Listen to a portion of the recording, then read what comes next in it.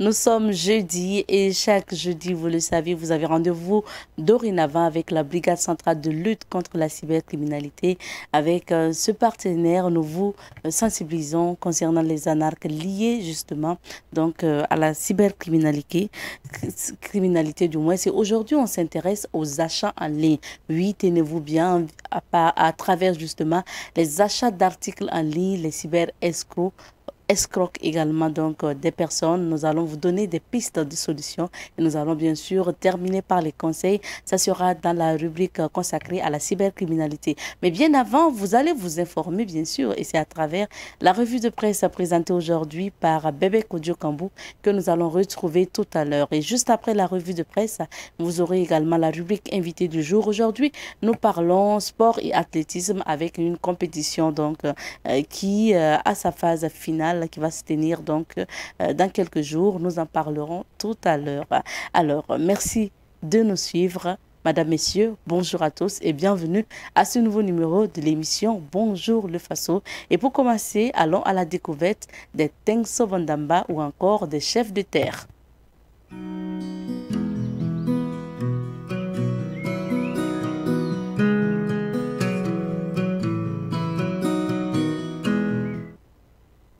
Alors, cette semaine, nous avons décidé de vous faire découvrir ce que c'est que le Tengsoba ou chef de terre et ce que justement le chef de terre fait pour la société Mouaga, parce que nous nous sommes intéressés au rôle et à la place des Tengsobandamba dans la société Mouaga. Et nous avons rencontré des Tengsobandamba de Mankouroutougou, également de Ziari, d'autres localités du Burkina Faso. Nous sommes partis à Cambouensin pour découvrir ces Tengsobandamba qui ont bien voulu partager justement leur témoignage avec nous. Et puis bien sûr aujourd'hui, à la suite, donc nous allons vous proposer également un autre témoignage des Tengsobandamba. Et c'est Monsieur Wam Noara Kwala qui est justement promoteur culturel et qui est donc le traducteur pour nous tout au long de cette semaine bien sûr. Donc on y va, on écoute le témoignage et on revient pour la suite.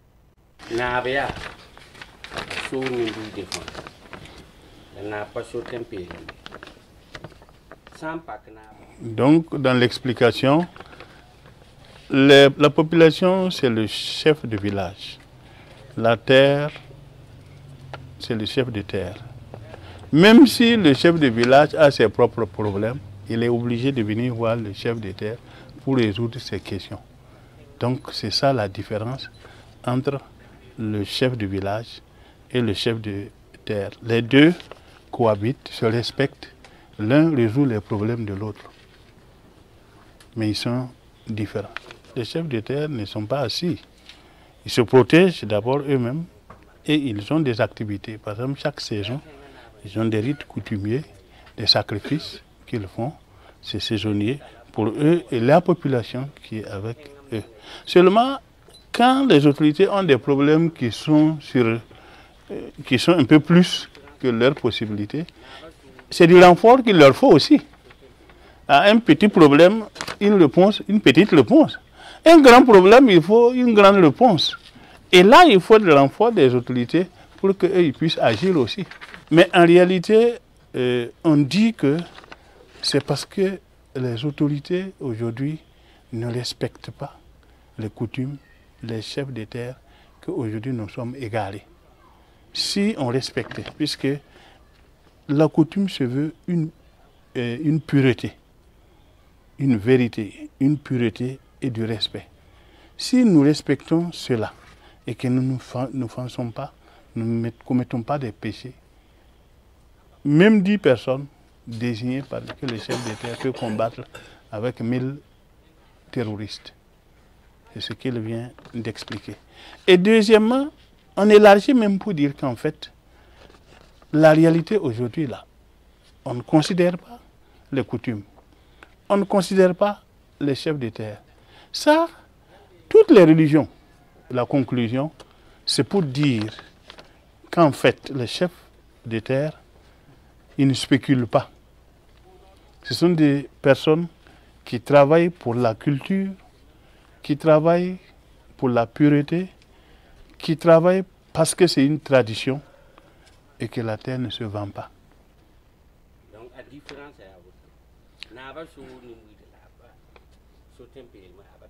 Nous poursuivons avec l'émission de ce jour. Je vous l'annonçais pour la revue de presse d'aujourd'hui. C'est Bébé Kodio Kambo que nous allons retrouver, mais avant, jingle et on revient.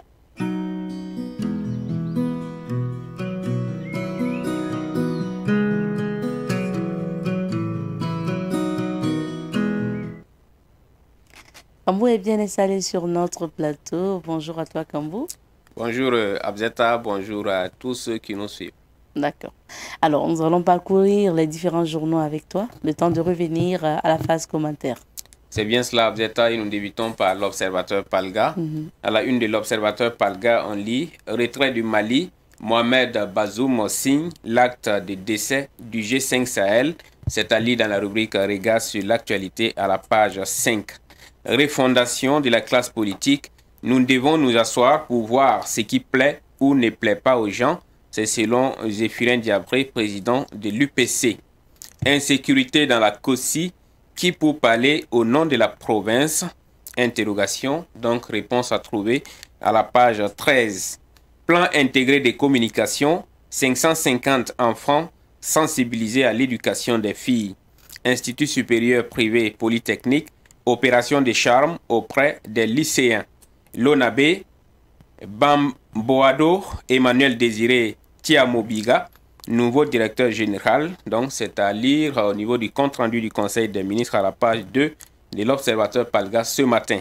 Souvenir de la Révolution, cette Renault 5 dans les rues de Bobo. Donc, la semaine Asia, une rubrique à lire à la page 14 ce matin. À présent, la une du quotidien Le Pays. Et on lit ceci. Lutte contre le terrorisme au Burkina. Plusieurs personnes activement recherchées par la police nationale. Dans la rubrique Révélation, on lit « Décès d'un étudiant à l'UNZ, une enquête ouverte. Bénin, les rois et chefs traditionnels interdits d'activité politique. » Salaire des membres du gouvernement, il est inapproprié d'augmenter dans le contexte actuel de notre pays le salaire des ministres, c'est selon Marcel Zanté, SG de la CNTB. On fait de la fixation sur les chiffres en omettant volontairement l'idée d'harmonisation des salaires. Ça, c'est selon Pascal Zaïda, député à l'ALT. Dans la rubrique Au coin du palais, un jeune homme de 22 ans pris en flagrant délit avec un faux billet.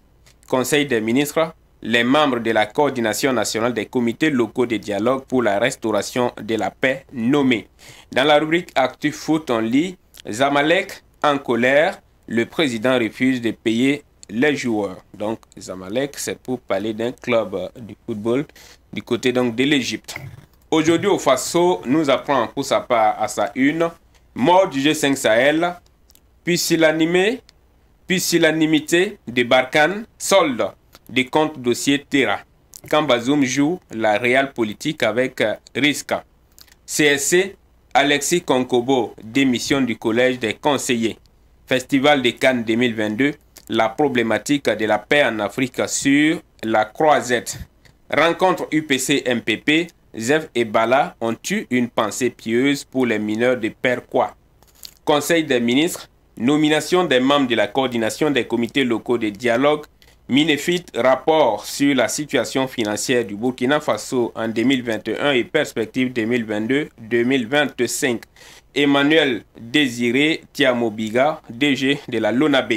Colonel Kanou Koulibaly, DG des transports terrestres et maritimes.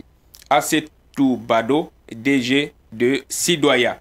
Burkina Faso, 46 individus activement recherchés pour actes de terrorisme. Et nous découvrons à présent la une du journal Le Quotidien. Musique burkinabé, Héroïne, le tout premier album de Miss Tania. Boukaré Konombo, président du Brassard Noir, le MPSR et ses collaborateurs ont plongé notre nation dans un gouffre sans précédent. Compte rendu du Conseil des ministres, c'est-à-dire à la page 7. Hausse des prix de transport au Burkina, les transporteurs obtiennent 5 francs CFA sur la tonne par kilomètre.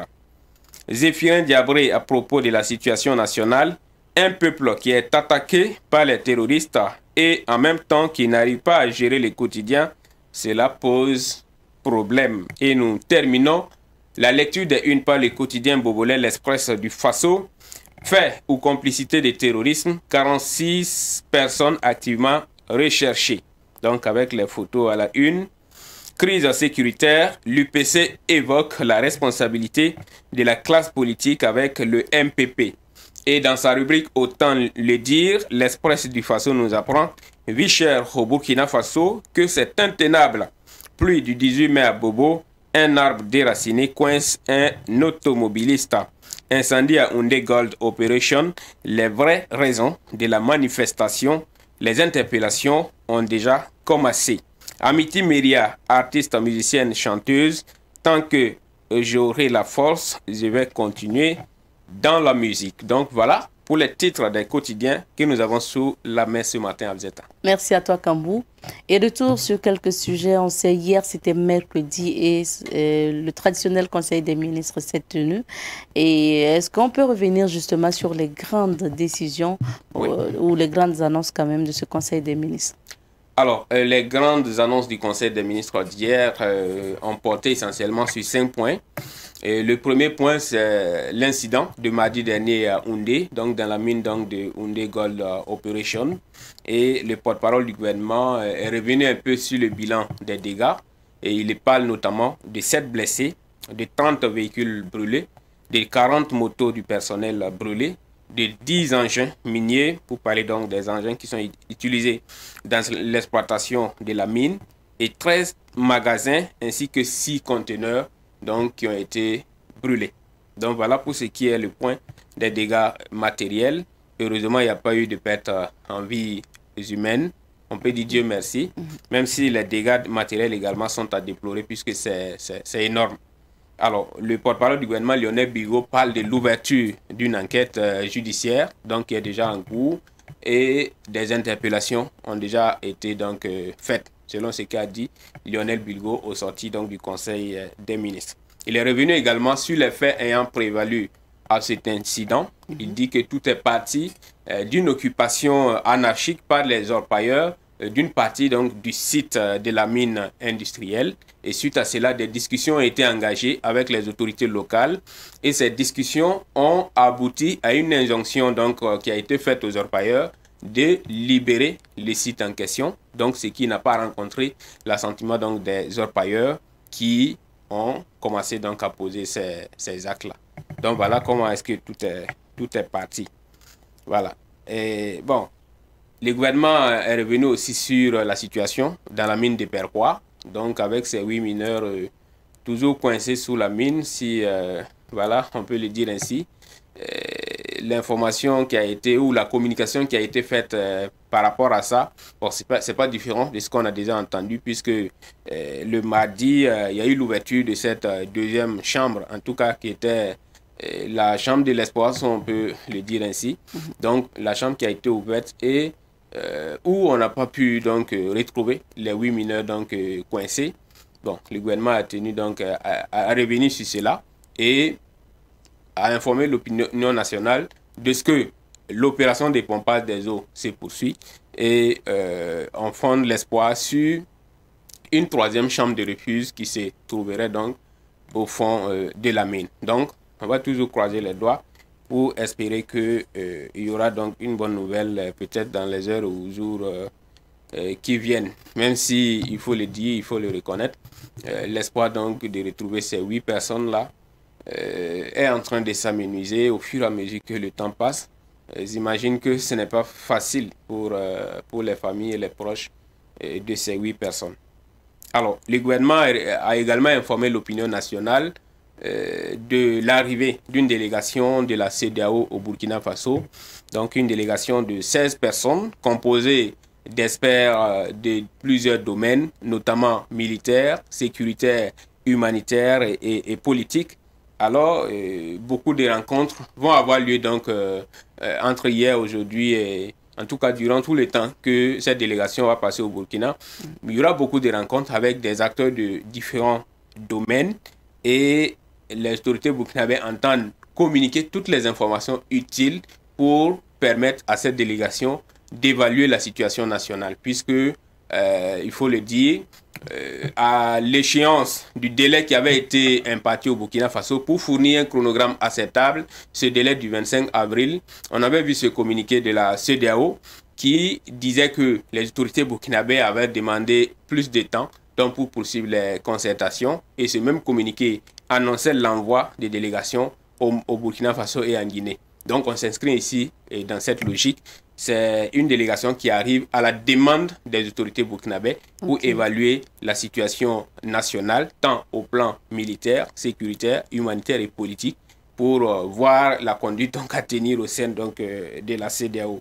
Voilà un peu ce qu'on peut dire en ce qui concerne la venue de cette délégation de la CEDEAO. Donc 16 personnes, comme je l'ai dit, experts militaires, sécuritaires, humanitaires, donc politiques. Alors, le porte-parole du gouvernement a tenu également à démentir des rumeurs qui faisaient état de ce que le président Damiba aurait effectué un voyage en France. Alors, le Lionel Bilgo a tenu à dire que c'est faux. C'est tout à fait faux et que le président Damiba n'a jamais quitté le pays depuis qu'il est arrivé au pouvoir. Voilà. Autre information qui a été communiquée ou autre annonce, c'est ce plan de réponse à la sécurité alimentaire, donc qui va coûter 237 milliards de francs CFA. Donc le gouvernement l'a également annoncé. C'est un plan qui sera financé par le Burkina Faso, qui sera donc soutenu par ses partenaires, selon ce que dit le porte-parole du gouvernement. Et ce plan-là vise à soutenir donc les populations vulnérables, notamment les déplacés internes. Et les actions vont consister notamment à la prise en charge et à la prévention de la malnutrition, mais aussi à la protection des moyens d'existence. Quand on parle de moyens d'existence, c'est tout ce qui est peut-être les cultures ou les troupeaux également pour les éleveurs. Donc, c'est un plan qui va soutenir tout cela pour permettre donc au Burkinabé, bon, d'être encore peut-être un peu plus résilient face à la situation difficile que nous vivons. Voilà un peu les 5 points majeurs que j'ai pu retenir des annonces qui ont été faites au sorti donc du Conseil des ministres d'hier. Merci Kambou. Et là, on part, on va pas dire au Mali, bon, en fait, on reste dans le G5 Sahel, hein, parce que Mohamed Bazoum a signé l'acte de décès du G5 Sahel. On se rappelle que c'était le Mali qui se retirait. C'est ça.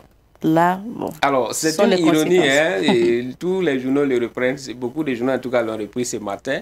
C'est une ironie. C'est Mohamed Bazoum qui, au détour d'une interview accordée au journal français La Croix, a dit cela. A dit que si le Mali se retourne et se retire, ça veut dire que le G5 Sahel est mort. Bon, ça ne veut pas dire que c'est une mort de façon formelle du G5 Sahel. Bon, il a dit cela pour tenir compte du fait que, j'allais dire de l'importance du Mali dans les dispositifs G5 Sahel, parce que vous n'êtes pas sans savoir que, en tout cas, la plupart des forces opérationnelles du G5 Sahel partaient, en tout cas, sont basées donc au Mali, et géographiquement, le Mali... Les territoires maliens étaient en tout cas utilisés pour les manœuvres donc, de la force conjointe du G5 Sahel, puisque ça fait partie d'un des fuseaux, en tout cas des opérations du G5 Sahel. Et le G5 Sahel également, c'était un espace un peu compact. Voilà, quand vous quittez le Tchad, en passant par le Niger, le Burkina Faso, le Mali et la Mauritanie, ça donne un espace un peu compact. Si le Mali se retire, on se retrouve avec... peut-être, dira-t-on, un G4 Sahel avec le Burkina, le Niger et le Tchad qui vont former un bloc un peu compact à 3. Et de l'autre côté, on aura la Mauritanie un peu seule. Donc, bon, d'une manière ou d'une autre, le G5 Sahel, c'est comme si c'est mort, puisqu'on ne peut plus parler de G5 d'ailleurs si le Mali n'est pas dedans. Donc, peut-être il faut un nouvel acte de naissance pour parler de G4 Sahel désormais. Dans tous les cas, on ne sait pas trop ce que ça va donner, mais Bazoum a reconnu dans cette interview que l'isolement du Mali, en tout cas dans l'espace CEDEAO, est en train de faire du mal à toute l'Afrique de l'Ouest. Et bon, il le reconnaît. Donc, je vois qu'au niveau aussi de l'ONU, il y a eu des voix qui s'élèvent pour demander aux pays ouest africains de poursuivre les négociations avec les autorités maliennes. Donc, contrairement à ce que les gens pensaient, à ce que peut-être les dirigeants de la CEDEAO pensaient, c'est-à-dire isoler le Mali pour faire mal aux autorités ou bon, à la population, puisque dans la réalité, c'est la population qui subit un peu ces sanctions. En fin de compte, on se rend compte que c'est toute l'Afrique de l'Ouest qui est en train de se punir et encore pire pour le G5 Sahel qui se retrouve désormais sans le Mali et l'espace G5 Sahel qui était compact, comme je l'ai dit, ne l'est plus.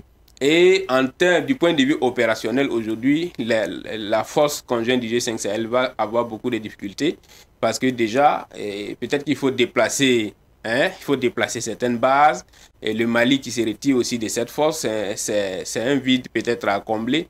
Même avec le Mali, le G5 Sahel était déjà en sursis parce que à un moment donné, avec la mort d'Idriss Déby et le retrait des troupes tchadiennes, bon, il y avait un vide déjà. Si le Mali se retire, bon, imaginez un peu ce que ça donne. Donc, c'est pourquoi Mohamed Bazoum parle un peu voilà, de la mort du G5 Sahel. Bon, sinon, ce n'est pas officiel. Oui, ce n'est pas que ça ne veut pas dire que les États du G5 Sahel se sont retrouvés pour dire bon, on va dissoudre le G5 Sahel. C'est une façon de parler et ça ressemble vraiment à la réalité. Donc, il faut soit une réorganisation, soit rediscuter rapidement avec le Mali pour les faire changer d'avis. Sinon, le G5 Sahel va mourir, comme l'a dit Mohamed Bazoum. D'accord. Ouais, si le Mali se retire définitivement. Voilà. Merci à toi. Parce que bon, les processus de retrait, c'est un peu long. Pour le moment, c'est une annonce. Il faut que ça soit notifié et autres. Okay. Je me dis qu'on peut rattraper les choses si les autres États sont de bonne foi. Parce que les raisons avancées par le Mali, je crois qu'on peut trouver des solutions assez rapidement.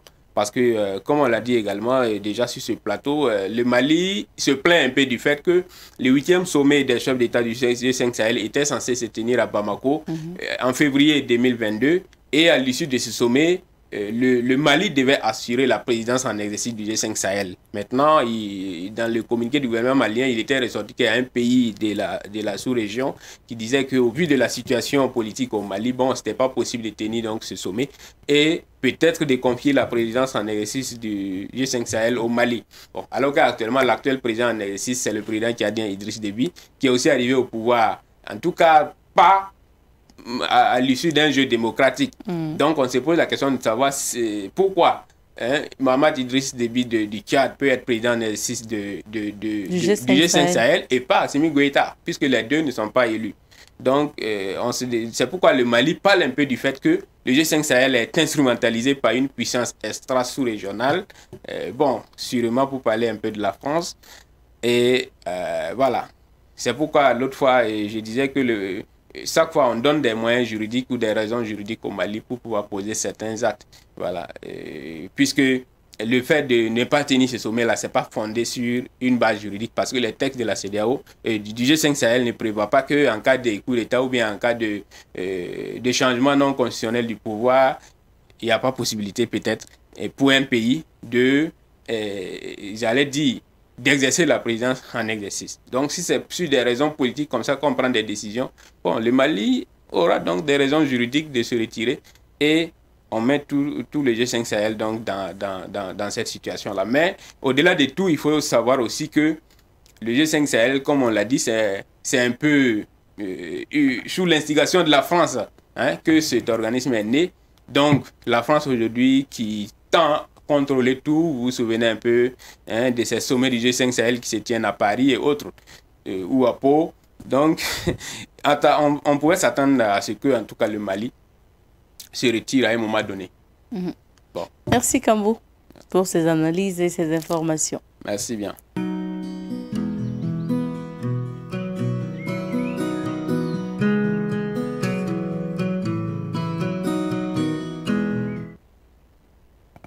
Aujourd'hui, nous recevons pour vous M. Abdourazak Paris, promoteur de COFAILU. C'est une compétition de football et d'athlétisme inter-lycée et universitaire. Il faut rappeler que c'est un jeune entrepreneur également. On se rappelle qu'on l'avait reçu sur ce plateau pour parler du festival Boukindi. Bonjour à vous, M. Paris. Oui, bonjour, madame. Merci beaucoup. Et Merci à vous d'être là. Alors, vous êtes étudiant, il faut le rappeler.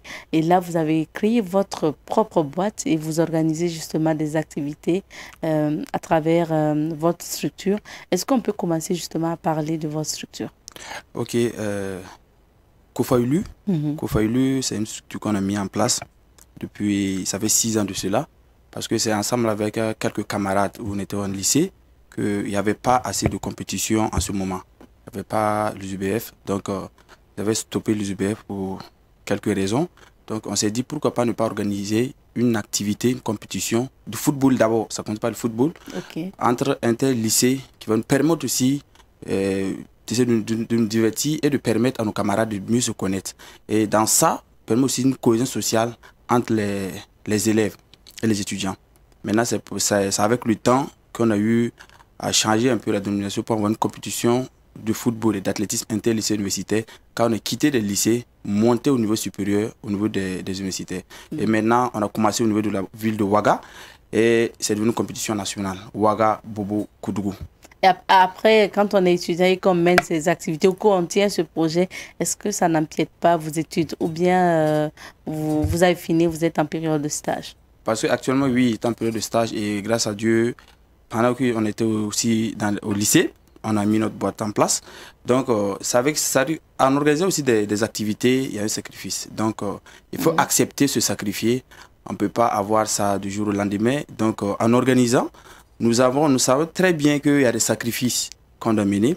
On ne peut pas gagner ça comme ça. Donc, c'est grâce au sacrifice aussi que on gagne de conseils grâce à nos dévanciers et on part encore plus loin.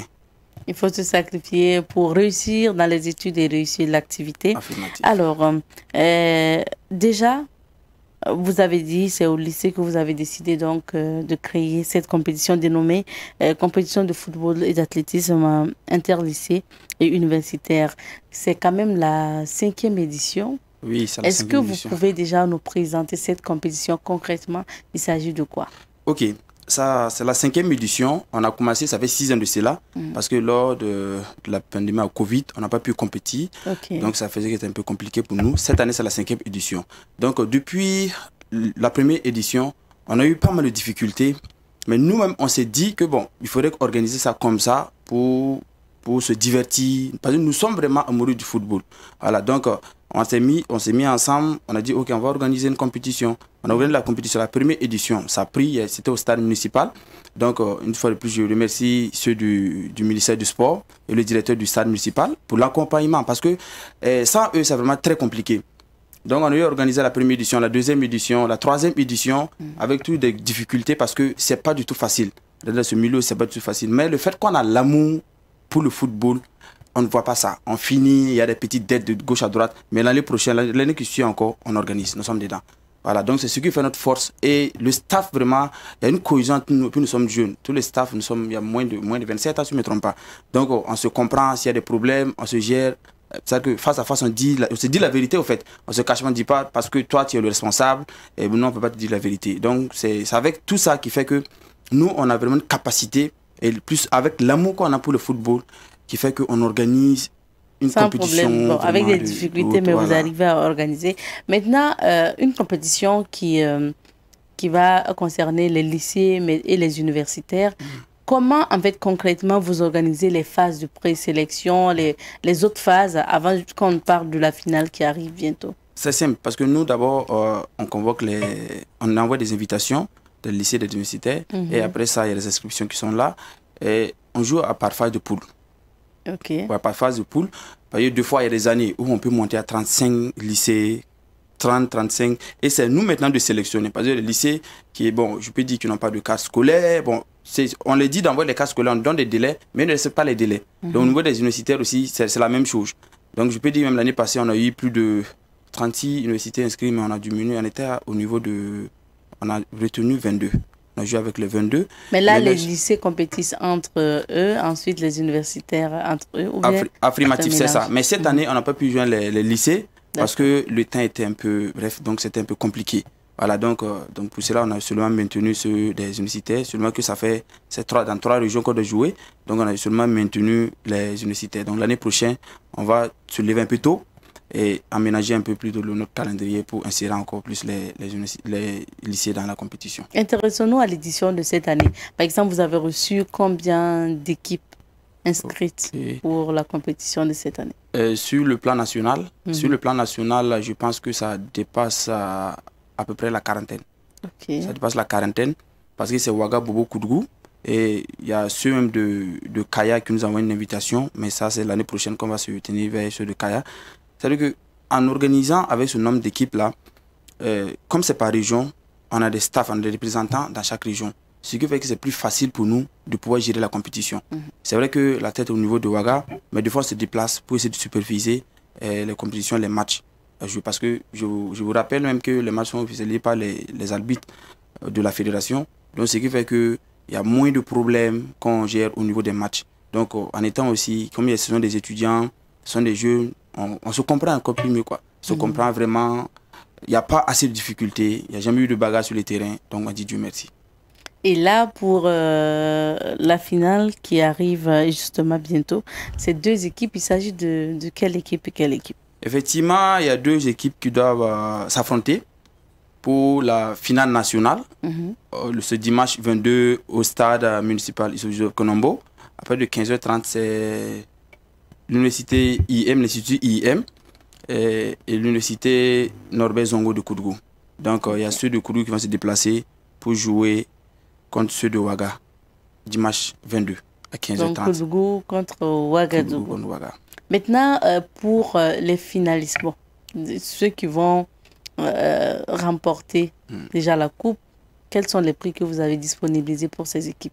D'abord, ceux qui vont remporter, ça le vainqueur, ça il y a le trophée, il y a le trophée, il y a les médailles, il y a des maillots, des ballons. Maintenant, au niveau des sommes de la liquidité, au fait, là, on ne peut pas vraiment donner une somme actuellement parce que nous-mêmes, c'est deux fois, soit le samedi soir, qu'on va encore tenir une réunion pour dire, par exemple, on peut fixer une somme et que d'autres partenaires vont dire, bon, nous, c'est vrai qu'on avait un problème de budget, mais voilà, on a décaissé de l'argent, venez prendre, vous allez ajouter pour organiser votre compétition. Donc, ça fait qu'actuellement, on ne peut pas dire que non, on peut donner tant à telle équipe.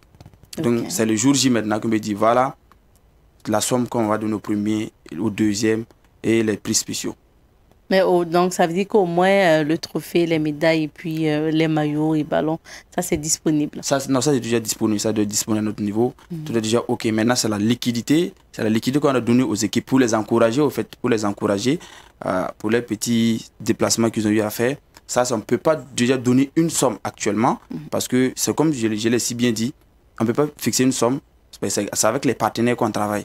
Parlons de partenaires. Justement, quand on organise une compétition de jeunes, organisée par des jeunes, est-ce que c'est facile aussi de trouver des sponsors, des partenaires qui vous accompagnent? C'est très, très difficile parce que d'abord, actuellement, j'ai dit qu'ils n'ont pas confiance comme ça aux jeunes. Pas confiance aux jeunes parce qu'ils se disent qu'avec l'âge, ils ne peuvent pas organiser ce genre d'activité. D'abord, on a eu approché plusieurs structures qui nous ont dit, bon, vous êtes trop petit pour organiser ce genre d'activité. Mais c'est avec le temps qu'ils ont commencé ils ont vu réellement que la compétition, la manière dont on a organisé la compétition, il y a du sérieux là-dedans. Donc, c'est vrai que des fois, c'est pas amitié. Des fois, lorsque vous présentez le projet, c'est bon, la personne dit, ok, c'est bon. Mais la personne, des fois, a peur d'associer son image parce qu'en tant que jeune, il ne sait pas ce que ça va donner au fait. Et après, il se rend compte que non, que vraiment, si je savais, j'allais associer mon image de la structure à la compétition. Donc, ce n'est pas du tout facile d'avoir des partenaires. C'est avec le temps, ça nous demande notre preuve. Donc, on constate qu'avec le temps, au fur et à mesure, il y a des partenaires qui s'ajoutent, il y a des partenaires qui viennent pour soutenir la compétition. Donc, ce n'est pas du tout facile. Et parlant de partenaires, pour les partenaires publics, je vais parler des ministères. Vous avez parlé tantôt du ministère des Sports, le ministère de la Jeunesse et le même ministère. Est-ce que vous avez de l'accompagnement? Oui, d'abord, je remercie le ministère du Sport. Je remercie aussi le Fonds national pour la promotion du sport et des loisirs. Parce que eux, vraiment, depuis 5 ans, ils nous soutiennent. Donc, vraiment, merci à eux. Et merci aussi au ministère de l'Enseignement supérieur parce que grâce à eux, on aura le déplacement. Voilà, donc merci aussi à nous avons des partenaires vraiment qui nous accompagnent, Donc ça veut dire qu'au moins cette année, vous avez aussi des partenaires du public aussi qui vous accompagnent. Oui, oui. Est-ce que le public est invité pour suivre ce match?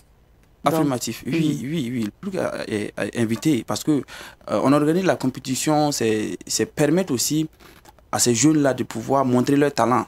D'avoir des sélections. Donc, s'il n'y a pas de public, il n'y a pas d'engouement. Donc, ça ne va pas permettre aussi à ces jeunes-là d'atteindre leur objectif. Donc, c'est de venir, on invite le public, on invite tous ceux qui sont du côté de Bobo, de Ouaga, de Koudgou, voilà, de venir voir vraiment une finale vraiment extraordinaire. Parce que Ouaga, Koudgou, je pense que même si ils ont eu à jouer, ça fait très longtemps. Voilà, interuniversitaire, ça fait très longtemps. Et le programme de ce dimanche, c'est que du football? Oui, c'est du football. Seulement qu'au niveau de l'athlétisme, on va donner seulement que les prix. Parce que ça va se tenir dans la matinée. Donc, il n'y aura pas de médias en tant que tel. Donc, il n'y aura pas assez de monde. Donc, seulement que pour le dimanche, c'est seulement pour la finale. La finale nationale de football. La finale de l'athlétisme, ça se tient le même dimanche dans la matinée? Oui. L'athlétisme, ça se fait une seule fois. C'est une seule fois parce que ça se compétit une seule fois. C'est vrai qu'il y a du monde, mais il y a moins d'activité en ce moment. C'est-à-dire qu'il y a seulement le triple saut et la vitesse. Donc, ils ne vont pas dépasser 30 à 40 personnes qui vont compétir, y compris les filles et les garçons. Donc, on peut gérer ça en moins de 3 heures.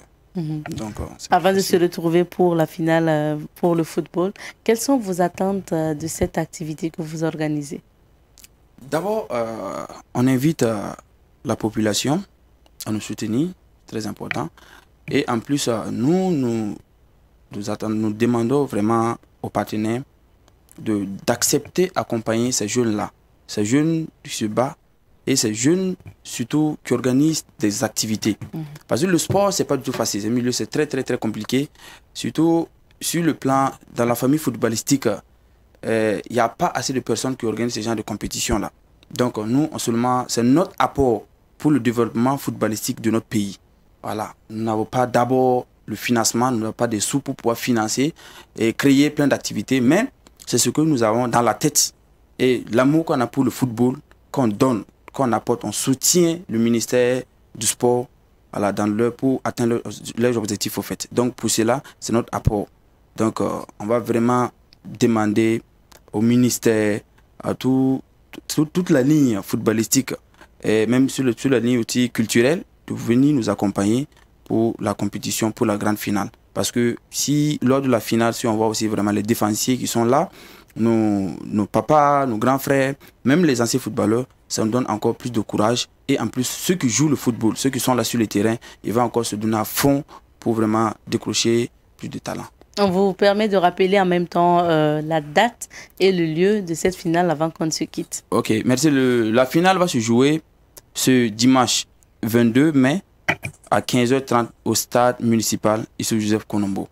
Voilà, donc on invite tout le monde. Merci à Savane TV parce que depuis 7 ans vous nous accompagnez parce que en plus c'est pas du tout facile. Donc merci à vous Madame Nekema et longue vie à l'émission, longue vie à Savane FM et longue vie à vous. Merci à vous. Je rappelle que nous recevions pour vous Monsieur Abdourazak Paris. Il est le promoteur de Kofaïlu. C'est une compétition de football et d'athlétisme interlycée et universitaire. Et la finale est prévue pour ce dimanche, donc 22 mai, au niveau du stade Issoufou Konombo, l'ancien stade municipal. C'est ici qu'on va s'arrêter pour l'entretien de ce jour.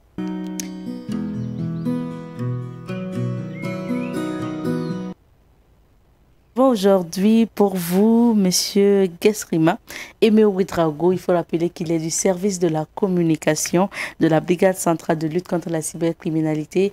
Il faut rappeler que la BCLCC a son siège à Ouagadougou. Nous allons donner les adresses tout à l'heure. Bonjour à vous, Monsieur Ouedraogo. Bonjour, Madame Nikema, et merci de me recevoir sur votre plateau et bonjour aux téléspectateurs. Merci à vous d'être là. Aujourd'hui, on parle des achats en ligne. On se rappelle qu'on a eu à développer ce thème donc les semaines passées, mais aujourd'hui, on revient en tout cas sur ce thème pour justement aborder d'autres exemples encore des arnaques liées aux achats en ligne. Déjà pour commencer, qu'est-ce qu'on appelle achat en ligne? Merci, Madame Nikema. Alors, achat, hein, entendu par achat, acheter, mais cette fois-ci, acheter sur des plateformes numériques. On peut acheter sur les réseaux sociaux, on peut acheter sur des sites internet. Donc, achat en ligne veut dire tout simplement acheter des articles, des produits sur des sites internet ou tout simplement sur des réseaux sociaux. On parle d'articles. De quel type d'articles, de quel genre d'articles on parle? On peut acheter des téléphones portables sur des réseaux sociaux, on peut acheter des pains tissés, on peut acheter des voitures, on peut acheter du piment, tout ce que vous voulez, voilà, des en épices, termes de produits, des épices bio, tout ce que vous voulez. Alors donc ce sont des produits que les gens commercialisent sur les réseaux sociaux, peut-être à travers leur page Facebook ou tout simplement à travers leur profil. Et pour certains, ce sont sur des sites web tout simplement. D'accord. En principe, ce n'est pas mal en soi. Le problème intervient lorsque les arnaqueurs interviennent.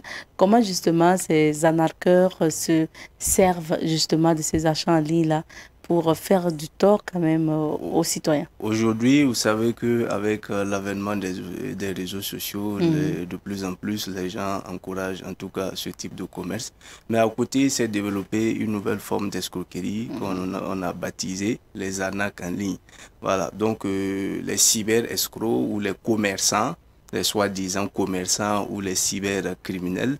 Alors, ils créent généralement des pages Facebook ou créent des profils sur lesquels ils font la promotion d'articles, ils font la promotion de produits et on vous demande toujours votre position. Je prends un exemple, lorsque l'intéressé est à Ouagadougou, c'est-à-dire que le cyber-escroc lui, il est à Ouagadougou et que le client se retrouve à Bobo-Dioulasso, on vous dira toujours de faire le paiement par les solutions de paiement que nous avions au Burkina Faso, telles que Move, Monnaie, Orange Monnaie, 5, Wave, et si c'est sur des sites internet, c'est avec des cartes prépayées.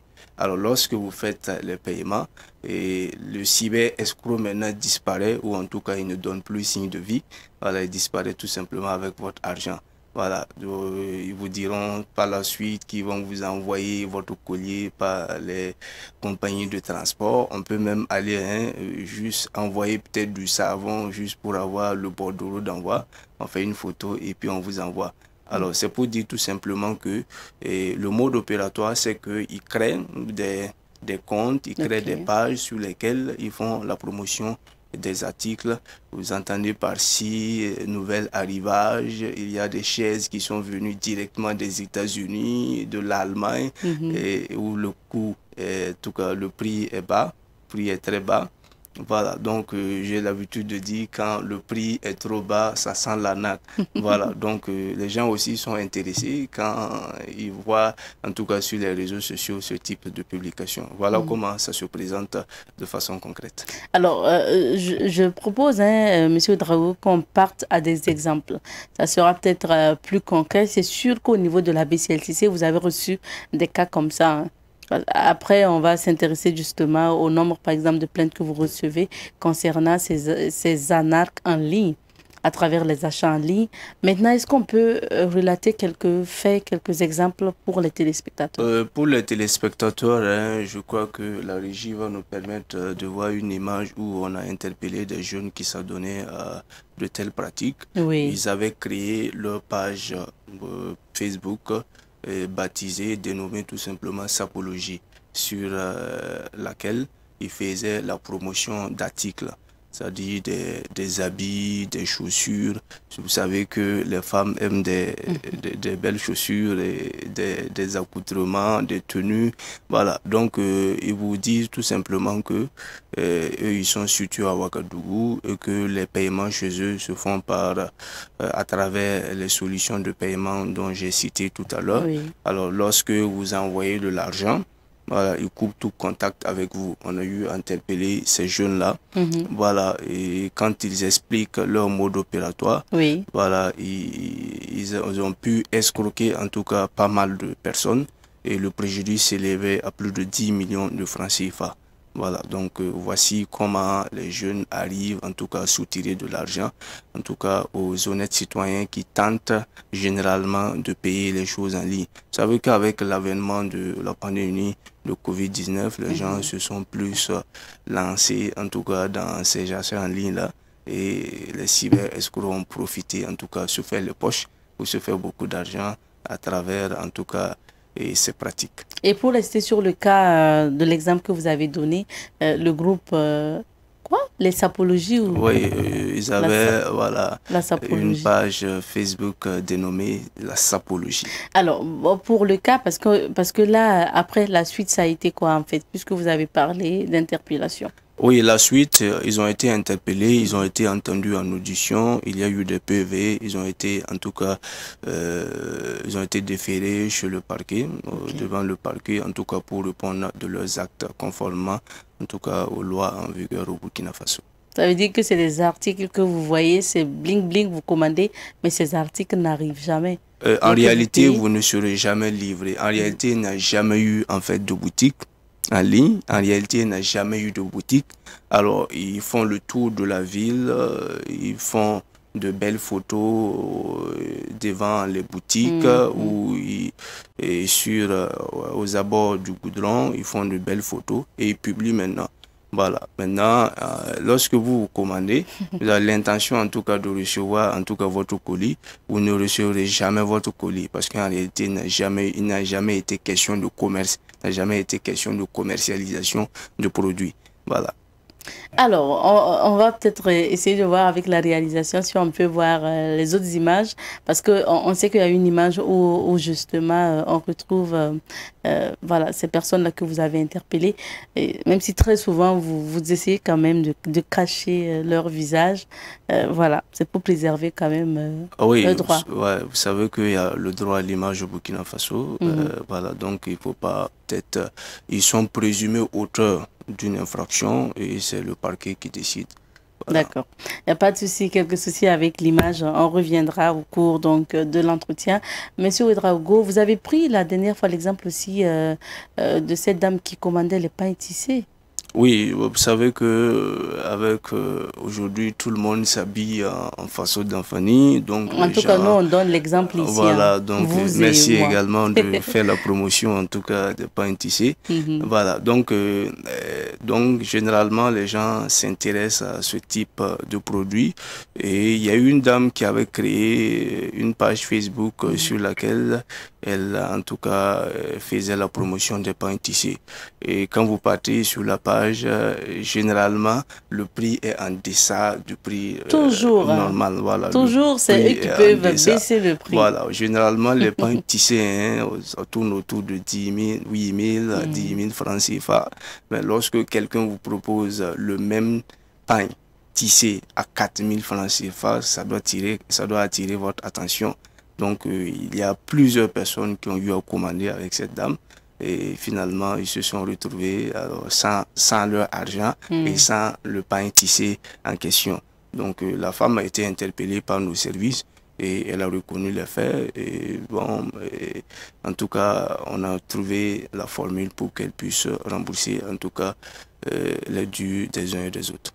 Par exemple, pour le cas de ces anarques via les achats en ligne, est-ce qu'on peut avoir une idée du nombre de plaintes que vous recevez je ne sais pas, par jour ou par mois? Généralement, une dizaine de plaintes par jour. Parce que vous savez, aujourd'hui, les Burkinabés, en tout cas, payent en ligne.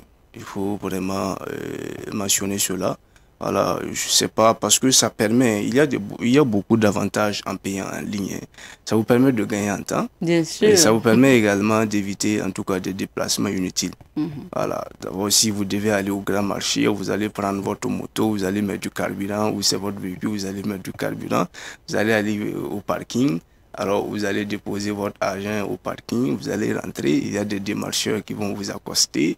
Et généralement, quand vous partez voir le commerçant, si vous êtes accompagné par un démarcheur, le commerçant, lui, il ajoute quelque chose dans l'intention, en tout cas, de reverser le surplus au démarcheur. Vous voyez que, bon, il y a beaucoup de choses. Alors, mais quand c'est en ligne, généralement, les prix sont connus. Voilà. Parce que quand le commerçant, et en tout cas, poste les publications, il y a l'article, il y a le produit et il y a également un numéro sur lequel vous pouvez lancer la commande et se faire livrer à domicile, au bureau, où que vous voulez. C'est plus simple. C'est plus simple. Wow. Au moins 10 plaintes par jour, ça fait beaucoup quand même. Ça fait beaucoup. On va aller maintenant au conseil, parce que c'est bien aussi de conseiller, de donner des pistes de solutions pour éviter justement ces anarques à travers les achats en ligne. Qu'est-ce qu'il faut faire? Alors, les conseils pour éviter les arnaques en ligne, hein, je vais aller sur deux volets. Hein. D'abord, sur les réseaux sociaux. Parce qu'il y a sur les réseaux sociaux, il y a sur les sites internet. Sur les réseaux sociaux, alors lorsque vous voulez commander un article, prenez le soin de lire, en tout cas, de connaître d'abord le profil de l'intéressé. Ça veut dire que si c'est sur une page, payez que sur des pages connues. Voilà. Il y a des pages au Burkina Faso, en tout cas, qui font du bon travail. Voilà. Et par exemple, je prends l'exemple sur l'achat d'un véhicule, d'une voiture. Il y a peut-être des pages sur lesquelles... Attention à ne pas donner le nom de l'entreprise. Je ne vais pas donner le nom de l'entreprise. Voilà, donc il y a des pages sur lesquelles vous pouvez commander et vous versez 70% comme avance et à la livraison, vous payez les 30%. Maintenant, si vous laissez ces pages connues, et vous partez sur des pages inconnues, sur des profils inconnus pour faire vos achats, vous risquez tout simplement de se faire arnaquer, comme on a l'habitude de dire. Donc, c'est toujours payer sur des pages et des sites connus. Voilà, c'est très important. Deuxièmement, si vous payez en tout cas un article dans un groupe WhatsApp, généralement on intègre les gens dans le groupe WhatsApp, voilà, pour que vous puissiez commander tel produit ou tel article. Alors prenez le soin de recenser le numéro des administrateurs du groupe. Parce que lorsque vous faites les dépôts d'argent pour les paiements, après on vous éjecte du groupe, on n'a plus la possibilité de voir voilà, quels sont en tout cas les membres du groupe. Vous devez d'abord recenser alors les numéros et les noms des administrateurs. Demandez toujours, si c'est dans un groupe WhatsApp, demandez toujours en tout cas l'identité voilà, complète de en tout cas du commerçant ou la commerçante, voilà, au cas où vous serez peut-être, au cas où on va vous arnaquer, vous pouvez venir à notre niveau pour porter plainte. Également, moi je dis toujours, payez toujours à la livraison. C'est très important. Payez toujours à la livraison. Il faut attendre de voir le produit, voilà, toucher parce que le produit. J'insiste parce que vous pouvez, je prends un exemple, hein, vous commandez un article de qualité et à la livraison, on vous amène un autre produit qui n'a rien à voir avec le produit commandé. C'est ça. Voilà, donc vous aurez l'occasion de vérifier la conformité du produit avant de procéder au paiement. Aujourd'hui, c'est facile, hein, il y a des livreurs au Burkina Faso. Voilà, vous payez votre produit, le livreur se présente chez vous. Vous touchez du doigt l'article et si c'est conforme, vous donnez 500 francs au livret et puis vous payez tout simplement votre article. C'est plus simple. Maintenant, si c'est sûr, voilà l'image qui passe au bas de votre petit écran, toujours payer à la livraison. Vous voyez, le livreur est là, voilà, le colis est là. Vous prenez, vous vérifiez et puis vous procédez maintenant au paiement. C'est très important. Voilà. Maintenant, si c'est sur des sites internet, hein, il y a des sites internet qui sont connus. Voilà. Payez toujours sur des sites internet connus, voilà, sur des sites web connus et vérifiez toujours, voilà, s'il y a le site est sécurisé. Voilà, vous allez constater l'image au bas de votre petit écran. Alors, il y a un cadenas, vous voyez, vous allez voir en tout cas le protocole HTTPS. Voilà, si vous avez le S, ça veut dire que en tout cas à 90% le site est sécurisé. Si vous n'avez pas le S, ça veut dire que le site n'est pas sécurisé. Voilà, mais ça ne veut pas dire que s'il y a le S, c'est à 100% sécurité, il n'y a pas de 100%. Voilà, donc c'est à 90%, c'est sécurisé. Il y a toujours un cadenas à côté. Si le cadenas est fermé, ça veut dire que le site est sécurisé. Voilà, donc prenez le soin. Qu'on ne remarque pas souvent. Ouais, on ne remarque pas souvent. Prenez le soin également de lire, en tout cas, les mentions légales sur les sites. Alors, et même sur les réseaux sociaux, hein, quand quelqu'un publie un article et la personne vous demande de venir en inbox pour le prix, faites attention parce que la personne risque de vous escroquer. Normalement, pour quelqu'un qui mène bien son activité, en tout cas, il doit être à mesure de donner les prix. On ne doit pas partir en inbox pour avoir une idée du prix. Et lisez les commentaires. Voilà. Partez sur un profil Facebook ou une page Facebook. Alors, vous voyez des articles, il y a quelqu'un qui va venir témoigner. Attention, moi, voilà, on m'a soutiré de l'argent. Donc, le monsieur n'est pas sérieux. Donc, si vous voyez tel commentaire et puis vous insistez à le payer, ah, là, c'est vous qui aurez cherché. Voilà, donc lisez les commentaires, lisez également les mentions légales sur le site internet et prenez toujours, moi je dis toujours, demandez toujours conseil lorsque vous voulez payer parce qu'il y a des gens qui ont eu à payer des produits avant vous. Bien sûr. Et surtout, si vous l'avez dit, attention au prix quand c'est trop bas. Quand c'est trop bas, ça sent l'arnaque. Je vais donner un exemple. Il y a une dame qui voulait payer une voiture. Le cas est récent et elle a demandé des conseils. On lui a donné une agence, en tout cas, où elle a la possibilité de payer 70%. Voilà, et à la livraison 30%. Elle dit que non, que là-bas c'est trop cher, il y a 500 000 francs de plus. Elle a trouvé son tuyau, voilà, excusez-moi du terme, le canal, voilà, pour en tout cas avoir son véhicule à moins cher. Donc, on lui a demandé d'abord de verser 50% de la valeur du véhicule. Et, elle a envoyé les 50%. Et on a dit que le véhicule a quitté, en tout cas, un pays voisin pour le Burkina Faso. On a même fait des images et qu'arrivée à la douane, elle doit verser les 50% pour que le véhicule puisse rentrer. Donc, elle a payé 100%. Elle n'a pas eu le véhicule, elle n'a pas eu son argent. Là, elle a payé 100% avant que le véhicule n'arrive. Avant que le véhicule n'arrive. En réalité, il n'a jamais été question hein, de véhicule. Hein. Les gars n'ont même pas effectué le déplacement. Ils ont juste pris des photos par-ci, par-là, et puis ils ont envoyé à la dame. Et bon, la dame est venue, elle n'a pas de véhicule, elle n'a pas son argent. Vous voyez, bon, souvent quand on aime la facilité, on se retrouve dans des situations pareilles. Et on va finir par les contacts donc de la BCLCC. Comment on peut vous joindre? Parce que justement, en cas de... si vous rencontrez ces genres de problèmes, vous avez la possibilité d'aller porter plainte. Voilà, si vous rencontrez ces cas de problèmes, vous avez la possibilité de porter plainte hein, au niveau des services de sécurité, et également à la brigade centrale de lutte contre la cybercriminalité. Il faut noter que la brigade centrale de lutte contre la cybercriminalité est située dans le quartier Bibargo, en face de la porte numéro 11 du stade municipal, excusez-moi de la publicité, sur l'immeuble Aziz Compaoré. Alors, le numéro de téléphone, c'est le 25, c'est le 39 58 42. Vous avez la possibilité de porter plainte en ligne pour ceux qui sont hors de Ouagadougou, parce que la brigade est à Ouagadougou pour le moment. Alors, donc, vous portez votre plainte à l'adresse suivante, cybercrime, comme vous l'entendez, cyber et crime collé. Voilà, @sécurite, sans accent, je précise, sécurite.gov.bf.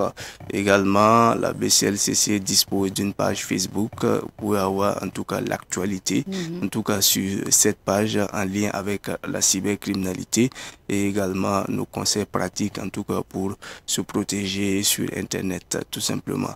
Alors, voilà les adresses de la BCLCC. Merci bien. La BCLCC, il faut rappeler, c'est une brigade mixte composée de gendarmes et de policiers. La BCLCC est mixte, hein, voilà, composée et du personnel de la gendarmerie nationale et du personnel de la police nationale. Et je termine avec le slogan de la BCLCC, Madame Nikema, votre sécurité numérique, notre mission. Merci à vous d'être passé. Merci beaucoup et à jeudi prochain pour un autre numéro. En attendant, prenez soin de vous. Merci. Je rappelle que pour l'émission du jour, nous recevions pour vous M. Guesrima Aimé Ouedraogo. Il est du service de la communication de la Brigade centrale de lutte contre la cybercriminalité. C'est notre partenaire de tous les jeudis dorénavant pour vous sensibiliser surtout concernant ces cyberanarques que vous rencontrez un peu partout au Burkina Faso et ailleurs actuellement.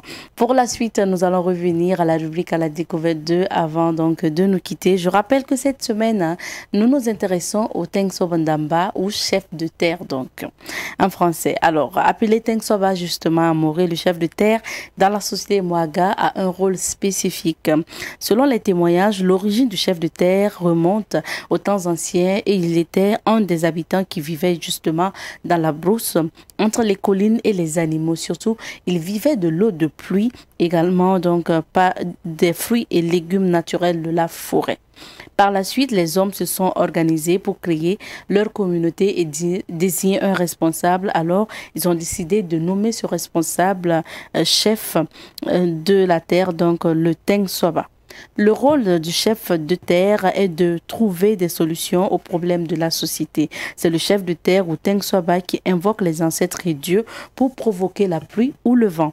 C'est lui qui implore également la terre pour trouver des solutions aux tranchées en cas de dispute. Il y a une étroite collaboration entre le chef du village et le chef de terre. La responsabilité du chef du village, c'est de veiller et gouverner sur toute la population, mais le chef de terre, lui, s'occupe de la terre. Le chef du village fait appel au chef de terre lorsque le village rencontre des problèmes comme l'absence de pluie, la famine, des querelles de parcelles et guerres également, etc. Pour avoir de bonnes récoltes, par exemple, les chefs de terre peuvent invoquer la terre et le ciel afin d'avoir une bonne pluviométrie. Et c'est à travers des sacrifices que les chefs de terre arrivent à trouver des solutions. Aujourd'hui, nous allons vous proposer d'écouter à nouveau le témoignage de ces chefs de terre. Il faut rappeler que vous aurez également la traduction juste à côté de M. Kouala qui s'est proposé comme traducteur justement de ces chefs de terre. On y va et on revient pour la suite.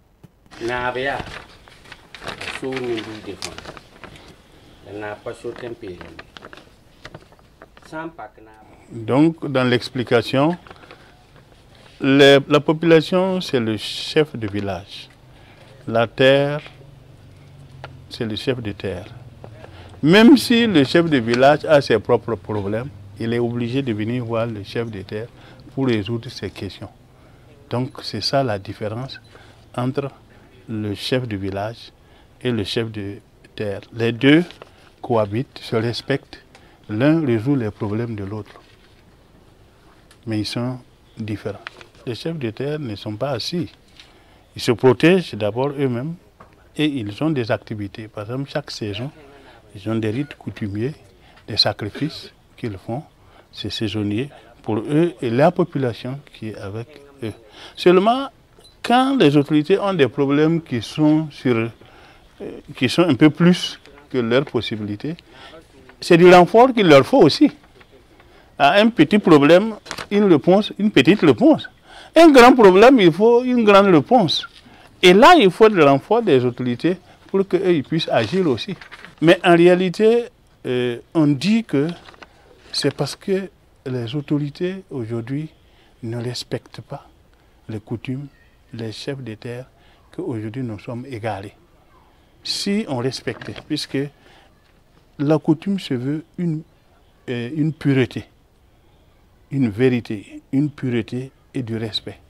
Si nous respectons cela et que nous ne faisons pas, nous ne commettons pas des péchés, même 10 personnes désignées par que le chef de terre peut combattre avec 1000 terroristes. C'est ce qu'il vient d'expliquer.